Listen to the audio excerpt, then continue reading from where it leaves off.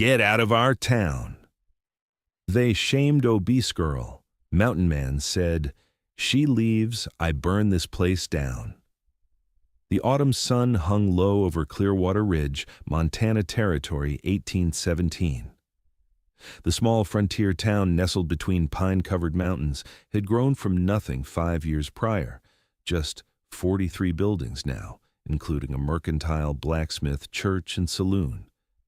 Most folks came seeking land, opportunity, or escape from Eastern troubles. 20-year-old Emma Whitmore belonged to none of those categories. She'd arrived 3 months back with her deceased uncle's wagon train, the only survivor of a Blackfoot raid that claimed 6 lives, including his.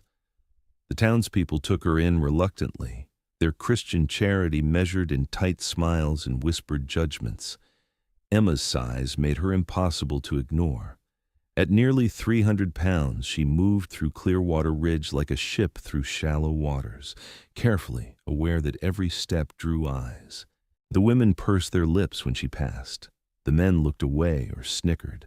Children mimicked her walk until their mothers yanked them inside, though whether from embarrassment or propriety, Emma couldn't tell. She'd found work at the mercantile, sorting inventory in the back room where customers wouldn't see her. Mr. Henderson paid her half wages, on account of the eating, he'd said, as if her body consumed his profits. Emma never argued. Arguments required a voice people would hear, and she'd learned young that the world had stopped listening to fat girls. The mountain man arrived on a Tuesday. He rode down Main Street on a massive bay stallion, leading 2 pack mules loaded with beaver pelts, bear hides, and what looked like a small fortune in furs. He stood well over 6 feet, broad-shouldered and thick with muscle, earned from surviving alone in the Rockies. His leather clothing showed expert craftsmanship, fringed and decorated with intricate beadwork. A full beard covered his jaw, dark brown shot through with premature silver, and his eyes held the peculiar alertness of men who'd learned to sleep with one ear open. "Name's Jacob Thorne," he announced at the mercantile, dropping 3 bundles of prime beaver pelts on the counter. "Need supplies, gunpowder, lead, coffee, salt, flour, beans, and whatever dried fruit you got." Emma had been organizing shelves in the back. She heard his voice, deep, roughened by years of disuse and mountain winters, and something in her chest tightened. Most men who came through spoke with either the clipped tones of failed Eastern gentlemen or the crude drawl of drifters. This man's voice carried something different. Authority, maybe, or simply the confidence of someone who'd stopped caring what others thought. "Emma," Henderson called, "fetch the gentleman his supplies." She emerged from the back room, her worn calico dress straining across her middle. The mountain man's eyes found her, swept over her once, then returned to her face with neither judgment nor particular interest, the same way he might assess a tree or a horse. Functional evaluation, nothing more. "Ma'am," he said, tipping his head slightly. Emma's cheeks burned. Men didn't acknowledge her. They looked through her or over her or anywhere but at her. This simple recognition felt like touching something hot. "Sir," she managed, her voice barely above a whisper. She gathered his supplies efficiently, her hands steady despite her hammering heart. When she reached for the high shelf where Henderson kept the premium coffee, her sleeve caught on a nail, tearing a long gash in the fabric. She froze, mortification flooding through her. The dress was her only good one. "Happens," Thorne said from behind her. "Mountain catches your clothes same way. Pine branches don't apologize neither." It wasn't sympathy exactly, but it wasn't mockery. Emma carefully retrieved the coffee and brought everything to the counter. Her hands trembled as she calculated the total. $22.30, she said quietly. Thorne counted out gold coins without haggling, then added an extra $1. "For your trouble, ma'am." I can't consider it payment for efficient service. Henderson here would have taken twice as long and gotten half wrong."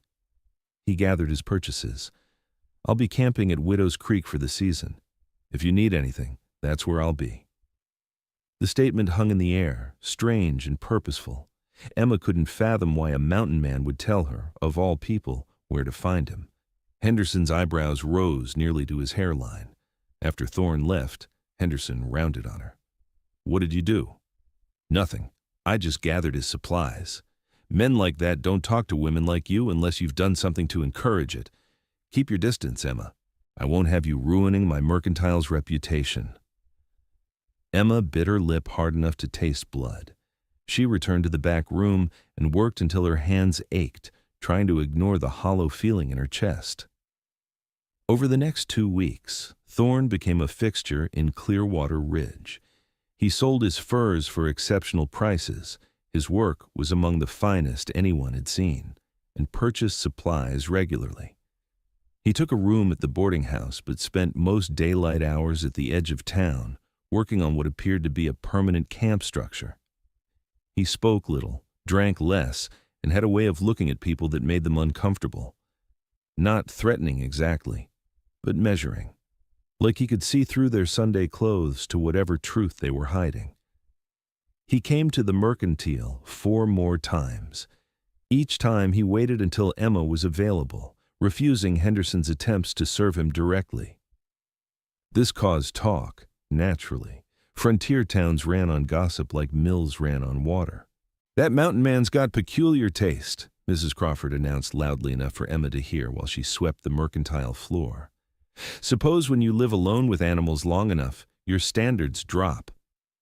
"Maybe he's simple," suggested Mrs. Patterson. The solitude addled his mind. "Or maybe," Mrs. Crawford said with vicious satisfaction, "he's exactly the kind of man who'd want a girl like that. You know the type. Can't get a proper woman." Emma's hands tightened on the broom handle. She'd learned to let such words roll off, to build walls around her heart, but these cut deeper because of their target. They were using her to diminish him, and somehow that felt worse than their usual cruelty. The breaking point came on a Saturday evening. The town gathered for a barn raising at the Henderson property, one of those community events where everyone contributed labor and pretended to enjoy each other's company. Emma had no intention of attending until Henderson made it clear her employment depended on it. "You'll come and you'll work the food table," he said flatly. "I need every pair of hands." Emma arrived early, hoping to set up before the crowds came. No such luck. Women clustered around the food tables, and their conversation died when she approached. "Oh," Mrs. Crawford said, her voice dripping false sweetness. "Emma, how kind of you to help." "Mr. Henderson asked me to work the food table." "Of course he did." Mrs. Patterson's smile could have curdled milk. "Though I do worry about having someone with your appetites so close to the food. We want to make sure there's enough for everyone." Heat flooded Emma's face. Around them, other women had stopped their preparations to watch. Some looked uncomfortable, but none spoke up. "I won't touch anything," Emma said quietly. "I'll just serve."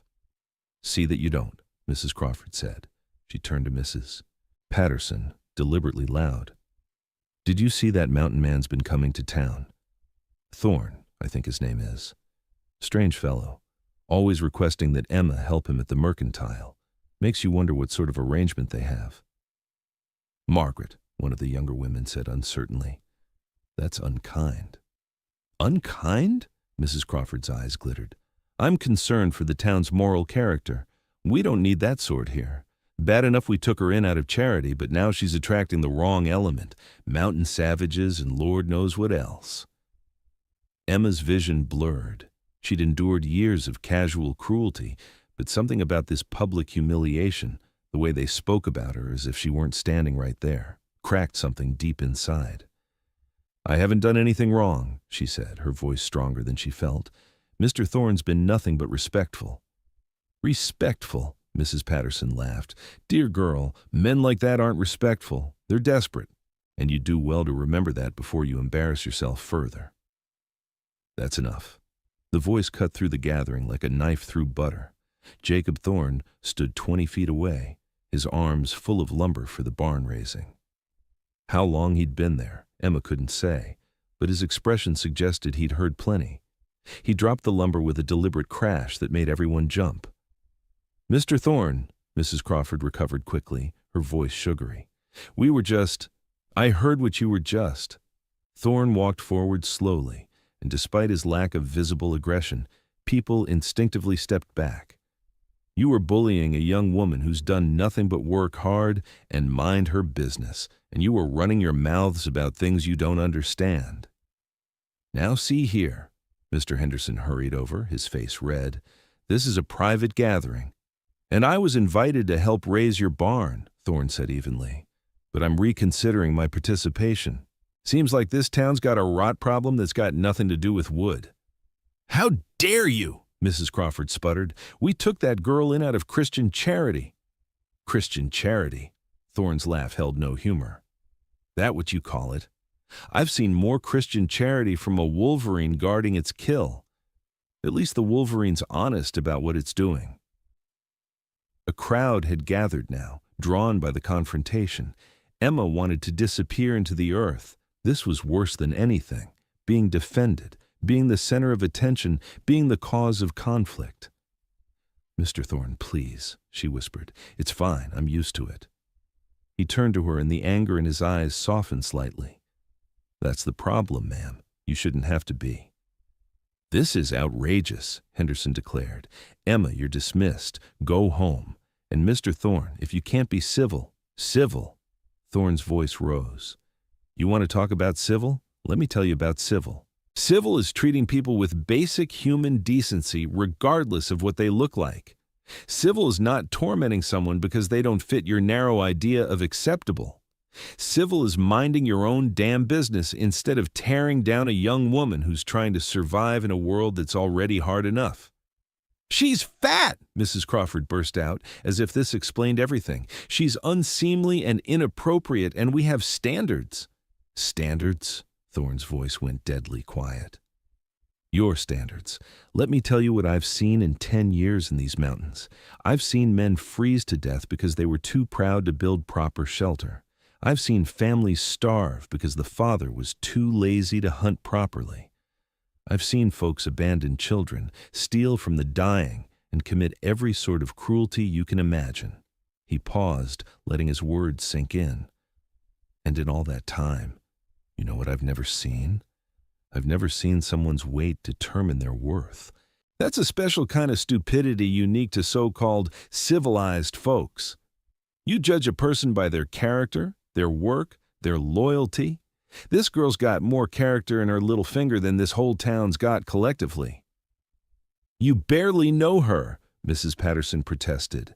"I know enough.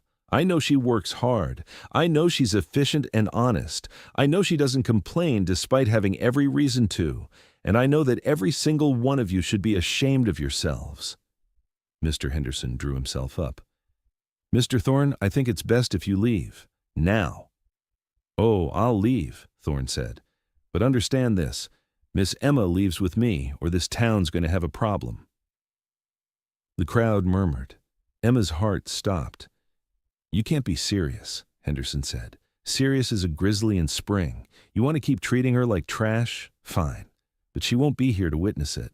She's coming with me to my camp at Widow's Creek, and she'll stay there as long as she likes, and there's not a damn thing you can do about it."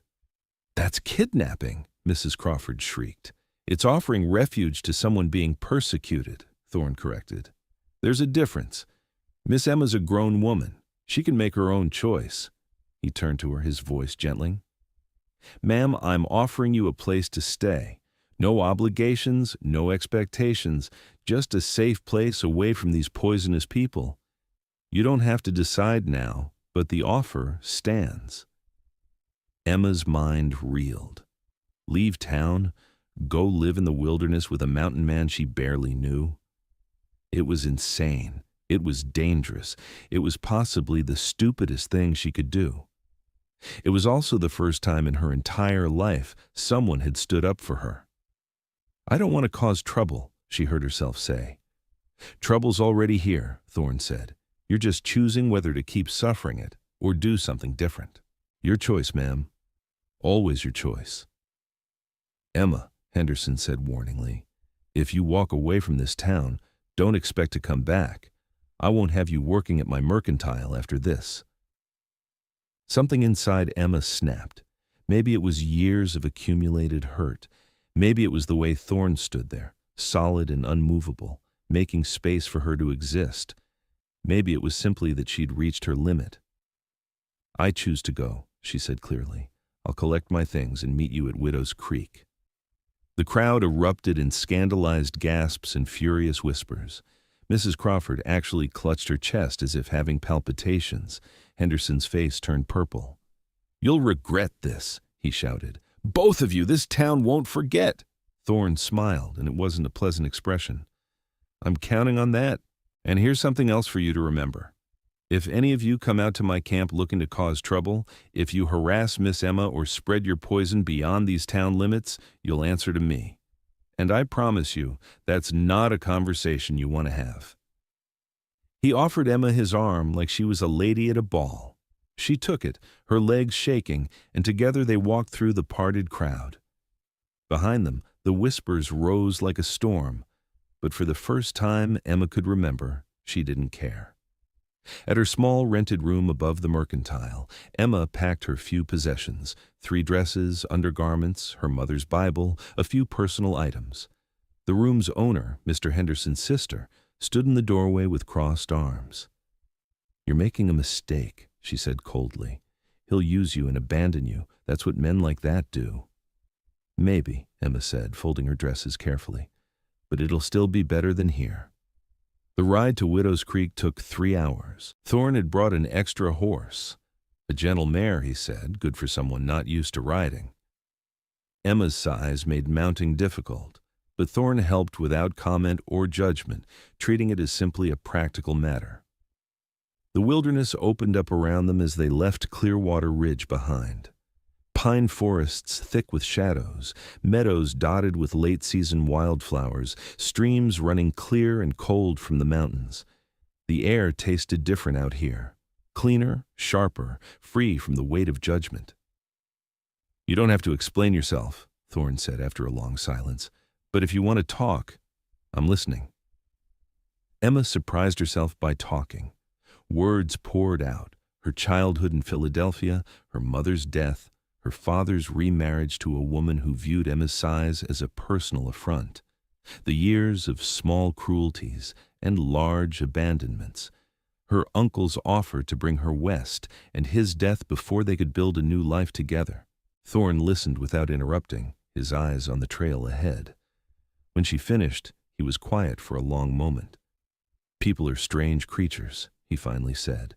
"They'll tolerate all sorts of genuine evil, violence, theft, cruelty, but they can't abide someone who's different. Makes them look at themselves, I suppose. Makes them question their own rigid little rules." "Is that why you live alone?" Emma asked, then immediately regretted the personal question, but Thorne didn't seem offended. "Partly. Also because I prefer grizzly bears to most humans. At least with a grizzly, you know where you stand. It wants to eat you or it doesn't. It's not going to pretend to be your friend while tearing you down behind your back." Widow's Creek proved to be a beautiful spot, a clearing beside a rushing stream surrounded by towering pines. Thorne had built a solid log cabin, much larger than Emma expected, with a stone fireplace and real glass windows. Nearby stood a smokehouse, a storage shed, and a small barn for his horses. "I spend winters here," Thorne explained, helping her down from the mare. "Trap in spring and fall, sell furs in summer. It's a good life if you don't mind solitude." "I don't mind solitude," Emma said softly. "I've been alone in crowds my whole life. This seems honest, at least." Thorne showed her the cabin. Inside, it was surprisingly comfortable. A main room with the fireplace, a sleeping loft, and a separate small bedroom on the ground floor. "You'll take the bedroom," Thorne said. "I sleep in the loft anyway. Habit from needing to see the door. I can't take your room. You can and you will. It's not up for debate." His tone was firm but not unkind. "Now, I need to be clear about the situation here. You're my guest, not my servant or anything else.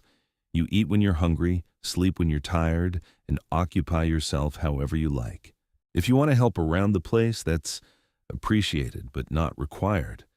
If you want to leave at any time, I'll take you wherever you want to go. Understood? Emma nodded, overwhelmed by the strange generosity of it. Why are you doing this? She asked. You don't know me. You don't owe me anything. Thorne was quiet for a moment, his eyes distant. I had a sister once, Rebecca. She was different too, not in body but in mind. She thought differently, spoke differently, saw the world in ways other people couldn't understand, made folks uncomfortable. They called her touched, addled, wrong. His jaw tightened. She drowned herself in a river when she was 17, left a note saying she was tired of being a burden, tired of people looking at her like she was broken. I was trapping in the Rockies when it happened. Didn't find out until months later. Never got to tell her that different isn't wrong, that those people were the problem, not her. Emma's throat tightened. I'm sorry. Me too, every day. Thorne met her eyes. So when I see someone being ground down by small-minded fools, I think of Rebecca. And I think maybe this time I can do something about it. Maybe this time someone doesn't have to feel like they're wrong just for existing. Tears streamed down Emma's face. She didn't try to stop them. Thank you, she whispered. The first weeks at Widow's Creek passed in a strange, peaceful rhythm. Emma woke each morning to the sound of the creek and birdsong, so different from the clatter of town life. Thorne rose before dawn, checking his trap lines or hunting. He always left breakfast components out for her, fresh eggs from his chickens, bread he baked himself, sometimes venison or trout. At first, Emma felt useless. She'd spent her life being told she was lazy, slovenly, good for nothing. But gradually, she found her place. She could cook, really cook, not just the basic frontier fare Thorne had been surviving on. She could mend his torn clothes, preserve meat properly, organize the chaos of his supplies. She had skills, she realized, skills that had been dismissed as woman's work in town, but that made real differences out here. Thorne never commented on how much she ate, never counted portions or watched her plate. Food was fuel, simple as that. He hunted and trapped plenty, and whatever she cooked, he ate with genuine appreciation. This stew's exceptional, he said one evening, his third bowl steaming in front of him. What did you do differently? Added wild onions and some herbs I found by the creek, Emma said, pleased. My mother taught me about cooking. She said food should be a pleasure, not just sustenance. Your mother was a wise woman. As autumn deepened toward winter, Emma found herself settling into the mountain life. She learned to read weather signs, to identify animal tracks, to predict when storms were coming by how the birds behaved. Thorne taught her to shoot, patiently correcting her stance until she could hit a target at 50 yards. You might need to hunt for yourself someday, he said practically, or defend yourself. Either way, it's a useful skill. One evening, as snow began to fall, they sat by the fire playing chess, a game Emma had learned from her father. Thorne proved a worthy opponent, careful and strategic. You're good at this, he said, studying the board. I used to play with my father, Emma said, before he remarried. After that, his new wife said it wasn't appropriate for girls to play chess, said I should focus on making myself more presentable instead of cluttering my head with men's games. Thorne moved his knight. Presentable to who? For what purpose? For marriage, I suppose, though she never said that directly. Just kept talking about making myself smaller, eating less, being less. Much. As if I could somehow shrink myself into acceptability. And did you try? Emma moved her bishop. Of course I did. I starved myself for months, lost 60 pounds. You know what happened? People just found new things to criticize. My skin was too loose now. My face looked drawn. I wasn't feminine enough. I wasn't trying hard enough. I was still fundamentally wrong, just in different ways. She looked up from the board. That's when I realized the problem wasn't me. The problem was them. They needed someone to be wrong so they could feel right. If I'd lost all the weight, they would have found something else. My voice, My manners, my family, my lack of money. Something. Smart observation, Thorne said quietly. Most people never figure that out. They spend their whole lives chasing approval that was never going to come. Is that what you figured out before you came to the mountains? Thorne's expression darkened. Something like that. I was a soldier once, back east. Good at it too, but I saw things, did things. When I came home, I didn't fit anymore. Had nightmares, couldn't stand crowds, jumped at loud noises. People said I was cowardly, broken, said a real man would just push through it. He moved his rook. Came out here because the mountains don't judge. A wolf doesn't care if you wake up screaming. A grizzly doesn't think less of you for needing space. Out here, you're just another creature trying to survive. It's honest. But you came back, Emma said. You sell your furs in towns. You interact with people. On my terms now. I come and go as I please. I don't answer to anyone. And if someone treats me poorly, I can walk away forever. He smiled slightly. Or burn their barn down, depending on how poorly. Emma laughed, startling herself. When had she last laughed? The sound felt foreign, rusty. Winter came hard and fast. By late November, snow lay 3 feet deep around the cabin. Thorne had prepared well. The woodshed was full, the smokehouse packed with meat, the root cellar stocked with vegetables and preserved foods. They were snug and safe, cut off from the world.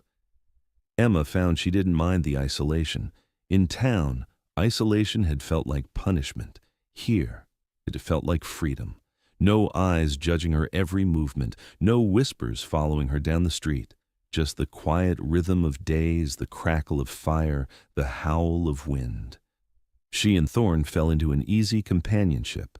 They worked together on daily tasks, splitting wood, tending animals, cooking, cleaning. They read aloud to each other in the evenings, working through Thorne's collection of books. They played cards and chess. They talked about everything and nothing. Sometimes they sat in comfortable silence for hours, each lost in their own thoughts. Emma came to treasure those silences. In town, silence had been hostile, loaded with judgment. Here, silence was just peaceful space. One night in December, during a particularly fierce blizzard, Thorne told her about his wife. Her name was Catherine, he said, staring into the fire. Met her in Virginia before the war. She was beautiful, educated, everything I thought I wanted. We married young, had a son, Thomas. He was 3 years old when I went off to fight. Emma waited, sensing there was more. When I came back, I was different. The nightmares, the anger, the silence. Catherine tried to help, but she didn't understand. How could she? She hadn't seen what I'd seen. After a year, she took Thomas and went to her parents, said she couldn't live with a ghost. That must have been terrible, Emma said softly. It was a mercy in hindsight. I wasn't fit to be a husband or father, not then, maybe not ever. He turned to her. I don't tell you this for sympathy. I tell you because I want you to understand. I don't have expectations about us, about what this is. You're not here to fix me or be my companion or anything else.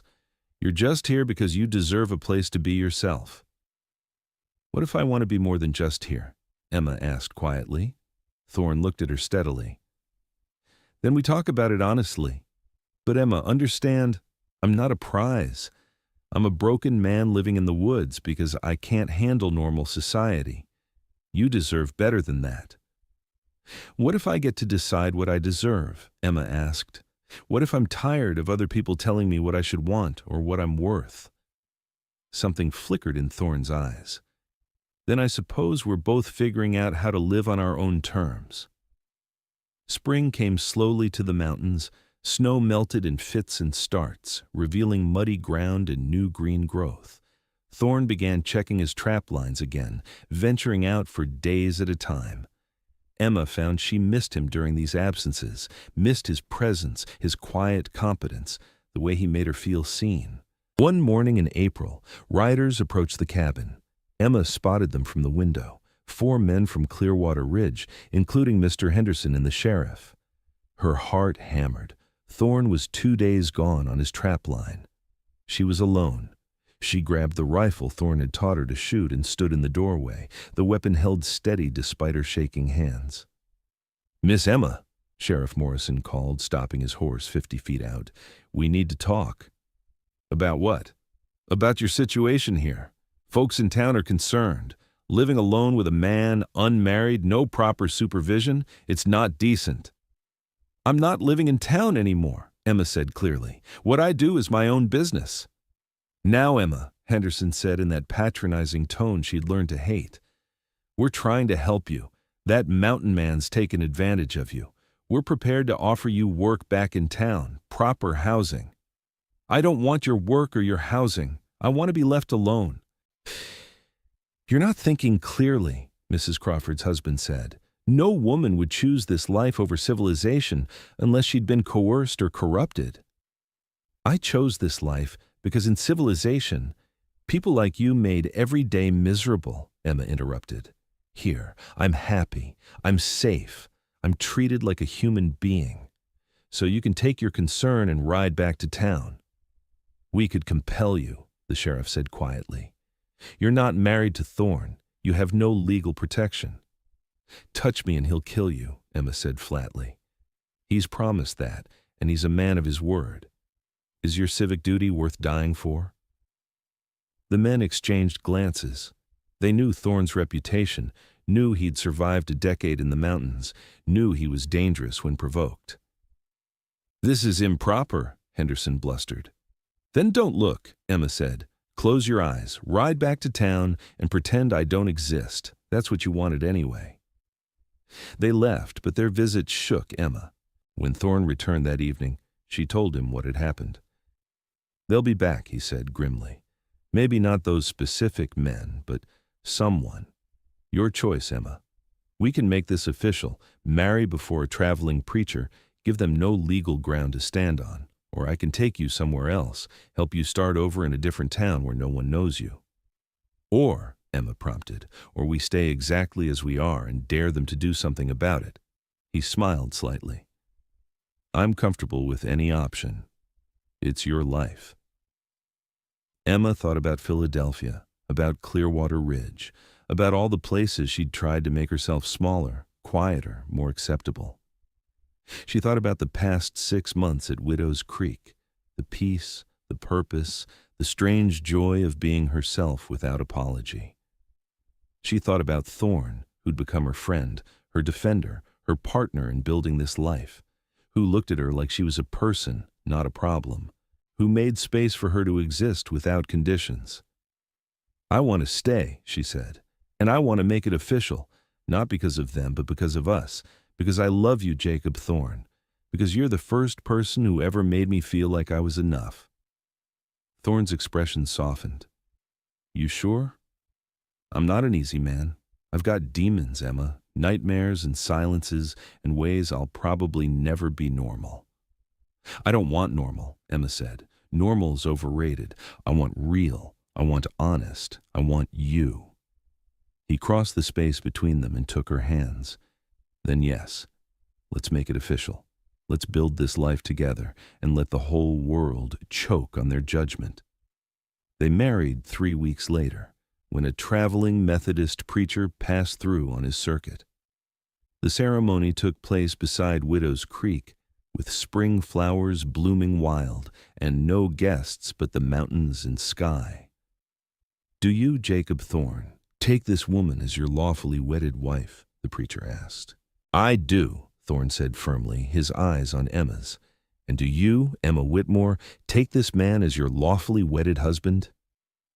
"I do," Emma said, and felt something settle into place deep in her chest, like a puzzle piece finding its home.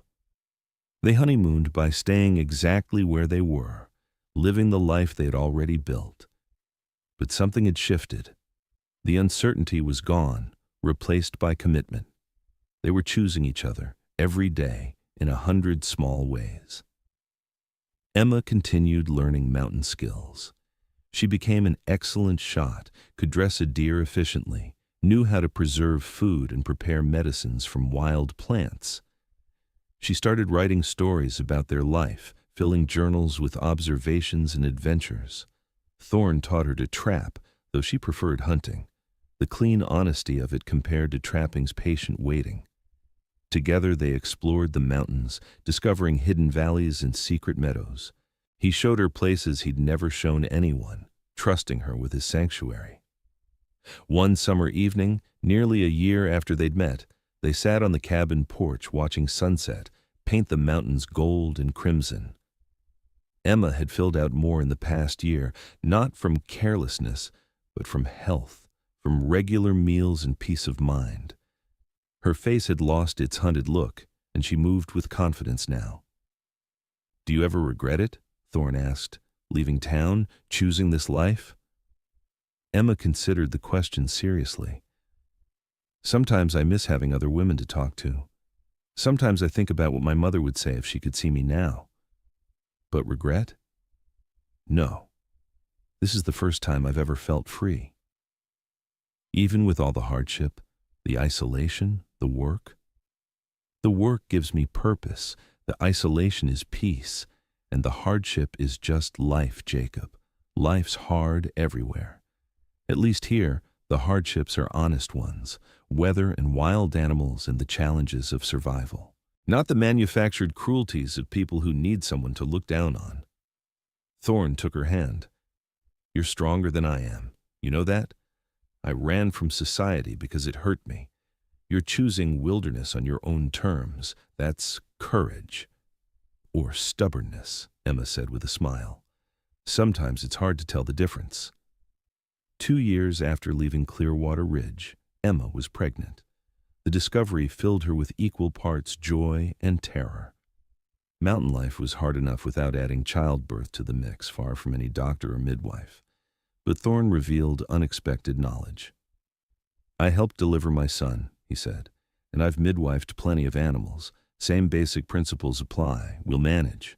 He spent months preparing, gathering medical supplies from town, consulting with a doctor about potential complications, stocking extra provisions. When Emma's time came in late spring, he stayed calm and capable, talking her through the pain with quiet competence. Their daughter arrived healthy and howling at dawn, with the creek rushing and birds singing. They named her Rebecca for Thorn's sister. Emma held the baby and wept, for joy, for relief, for the impossible miracle of bringing life into this wild, beautiful world. "She'll grow up free," Thorn said softly, touching his daughter's tiny hand. "No one telling her she's wrong, no one making her feel less than. Just mountains and sky and parents who love her." Rebecca Thorn grew up wild and happy, climbing trees and tracking animals almost before she could walk. Emma taught her to read and write, to cook and preserve food. Thorn taught her to hunt and trap, to read weather and navigate by stars. They had 2 more children over the years, a son named Thomas after Thorn's first boy, and another daughter called Grace. The cabin grew to accommodate them, expanding into a small homestead. Other mountain families discovered them and built their own cabins within a day's ride. A small community formed, built on mutual respect rather than judgment.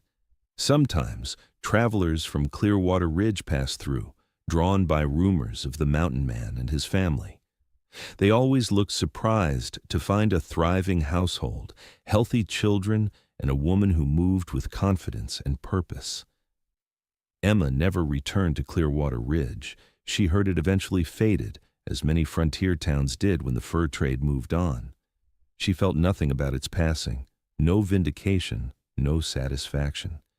It simply wasn't part of her story anymore. Her story was here, in the mountains, with the man who'd stood up for her when no one else would, with the children they raised to be strong and kind and unafraid, with the life they'd built from nothing but determination and love. On their 10th anniversary, Thorn gave her a gift, a leather-bound journal filled with blank pages. "For your stories," he said. "The ones you tell the children, the ones about us. I think they're worth preserving." Emma ran her fingers over the smooth leather. You really think people would want to read about us? About an obese girl and a broken mountain man? I think people need to read about us, Thorne corrected. They need to know that the world's definitions don't have to define you, that you can walk away from cruelty and build something beautiful. That being different isn't being wrong. Emma began writing that night, filling pages with their story. Years later, those journals would be found by their grandchildren and published, becoming an unexpected sensation. People wrote letters saying the story had given them courage to leave bad situations, to stand up against bullies, to accept themselves as they were. But that night, Emma knew none of that. She only knew she was happy, sitting in their cabin with the fire crackling, and her husband reading beside her, their children sleeping safe in the loft. Outside, the mountains stood eternal and uncaring, beautiful and brutal, exactly as they had always been. And inside, in the warm circle of firelight, Emma Thorne wrote, "This is not a story about escaping. This is a story about finding, about discovering that the life you need might not be the life anyone expects, about learning that sometimes the wilderness is kinder than civilization, and that love comes in forms you never imagined. This is a story about being enough, exactly as you are, about finding someone who sees you, truly sees you, and chooses you anyway. Or maybe not anyway. Maybe because of all the things the world calls wrong. This is a story about burning it all down and starting fresh, about saying no to cruelty and yes to possibility, about being brave enough to be yourself when yourself is the hardest thing to be. This is our story. Mine and Jacob's. And if you're reading this, maybe it's your story too. Maybe you also need permission to walk away, to choose yourself, to find your own mountain and build your own cabin and live your own truth. You have that permission. You always did. You just needed to give it to yourself." Emma closed the journal and looked up at Thorne. He met her eyes and smiled, and in that smile was everything: partnership, respect, love, and the comfortable certainty of two people who'd found their place in the world. Outside, a wolf howled in the distance. Inside, the fire burned warm. And in between, in that space where wilderness met civilization, where judgment met acceptance, where cruelty met love, in that liminal space, Emma Thorne had found her home.